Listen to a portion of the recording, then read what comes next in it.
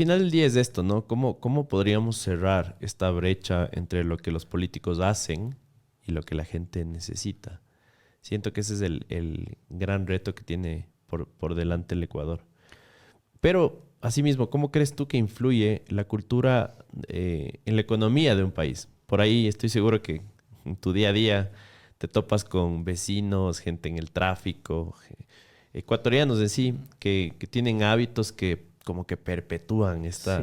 eh, esta idiosincrasia que tenemos. Entonces, no sé si me puedes comentar ahí.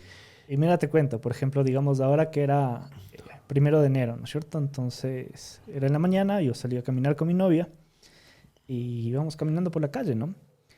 Eh, y en un momento dado, digamos, yo me paro y leo este letrero que decía, cuide sus llantas, ¿no? Y creo que, digamos, la existencia de este letrero nos dice todo lo que está mal en el Ecuador.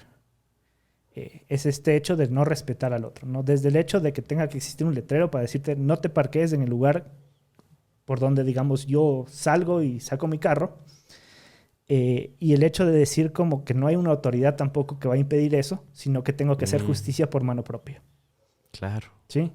Y eso es un tema cultural. Cuando tú lo ves en un letrero que dice cuide sus llantas, entonces, ¿qué es lo que nos está diciendo? No existe un respeto por el eh, otro ser con el que hacemos comunidad. No existe un Estado tampoco que, digamos, haga eh, cumplir, digamos, normas básicas de convivencia. Y finalmente, creo que tengo el derecho a transgredirlo a quien, digamos, entiendo que me ha agredido inicialmente, ¿no? Entonces, Y de esto tampoco va a como haber de... consecuencias legales para eso. exacto, y tampoco va a haber, ¿no? Porque entonces creo que, digamos, esto, que es algo como muy cotidiano, eh, creo que retrata bien, digamos, ese ámbito cultural en el Ecuador que nos mantiene, por decirlo así, en una situación de subdesarrollo todavía. Para mí es la triple línea o cuando se salen los carros del carril. Es como que el carril de peatones o de bicicletas. Y la gente se mete ahí. Es como, no, es que estoy atrasado. Entonces es como esta oportunidad de pasar por encima del otro y no entender que si queremos un mejor país tenemos que cambiar desde estas cositas súper, súper chiquitas, ¿no? Sí, correcto. Es esto de que, por ejemplo, no sé, hay el que no hace fila y se pasa enseguida porque cree que su tiempo es más importante que el del resto, ¿no? Claro, yo tengo amigos que van a veces a cuidarle al bebé de otro amigo solo para no hacer fila en el banco, por ejemplo. O sea, imagínate darse el trabajo de ir a alquilar un bebé o a pedir prestado para hacer menos fila. Es como, ¿es en serio? Eso es una locura, ¿no? Pero bueno. Ahora, hay otra cosa que te quería preguntar. Te cuento que mi familia es productora de aves, también somos agricultores y siento que ahí es donde está la verdadera riqueza en el país, ¿no? He hablado en algunos podcasts sobre las ventajas competitivas y comparativas que tenemos, sobre lo bien posicionados que estamos desde la diversidad y el potencial que tiene nuestra tierra hasta el estar en la mitad del mundo y tener más horas de sol y cómo esto se transforma en vegetales más grandes, más ricos, frutas y tanto, ¿no? Entonces, ¿cuál es tu análisis sobre la agricultura en el país? ¿Crees que es una solución? ¿Crees que es algo que se debería invertir más en el país frente a lo que estamos haciendo actualmente, que es, por ejemplo, extraer petróleo? A ver, yo creo que, digamos, cuando tú analizas, digamos, la estructura productiva de los países exitosos, eh, la verdad es que, digamos, la solución no está ni en el petróleo ni en la agricultura, sino que cuando tú analizas el proceso histórico que tuvieron los países, son los países que lograron la industrialización de los bienes, ¿no? Entonces ahí es donde en la cadena productiva se generó como mayores externalidades, mayor valor agregado.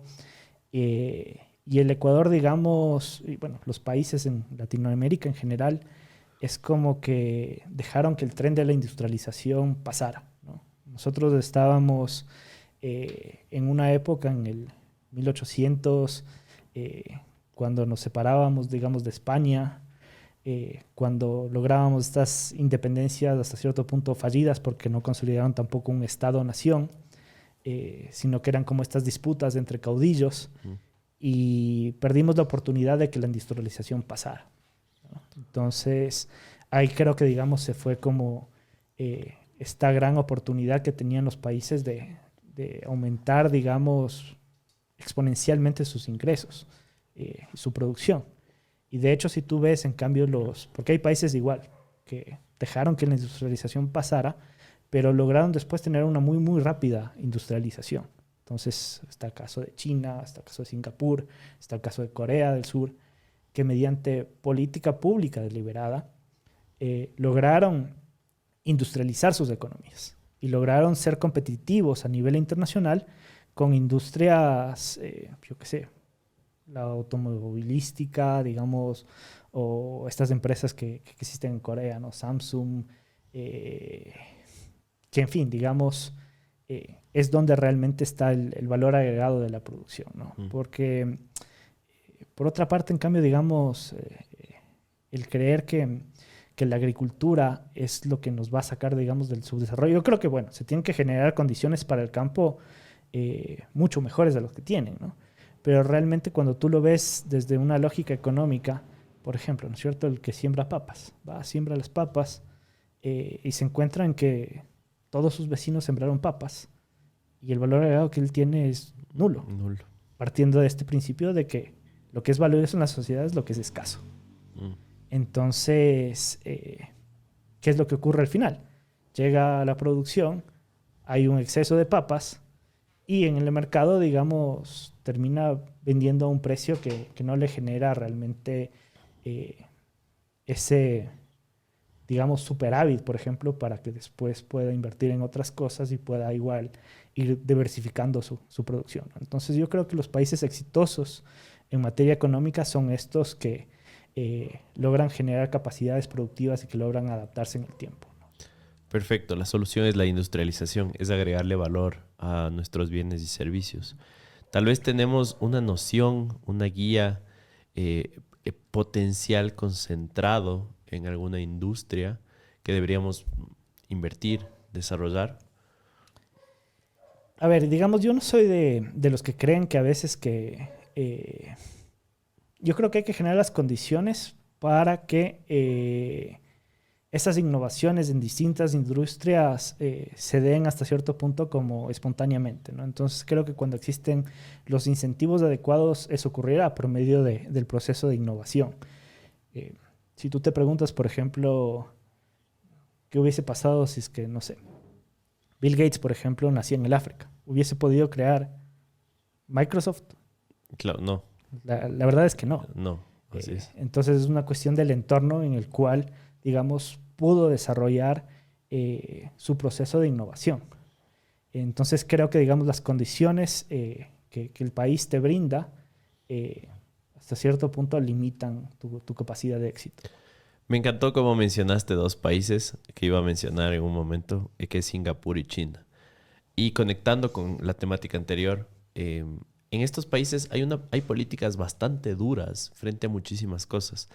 Entiendo que y bueno, me voy a equivocar si no sé la cifra exacta, pero la idea es esta. Básicamente, si te encuentran botando basura en la calle, la multa es como de $3,000, ¿ya? Y por otro lado, si es que eres un político corrupto en China, desapareces. ¿Ya? Tienes pena de muerte, por ejemplo. Entonces, ¿crees tú en serio que tal vez no necesitamos simplemente leyes un poco más duras para empezar a tener estos cambios culturales y mejorar la situación del país? Yo creo que, digamos, el éxito de esos países no está en que la pena es muy alta, sino en el hecho de que finalmente, digamos, tú cometes esta infracción y hay alguien que muy ágilmente, digamos, te juzga y te condena, ¿sí? Porque la pena puede ser altísima, pero si es que no hay este sistema detrás, que lo que yo te decía, ¿no es cierto? O sea, se comete un homicidio, pero la policía no atrapa, digamos, al potencial homicida, la fiscalía no le genera cargos y después la justicia no lo juzga, es irrelevante que tengamos pena de muerte o una condena de 10 años. El punto es que no existe sanción social. Y no existe sanción social porque el Estado es incapaz de hacer cumplir la ley.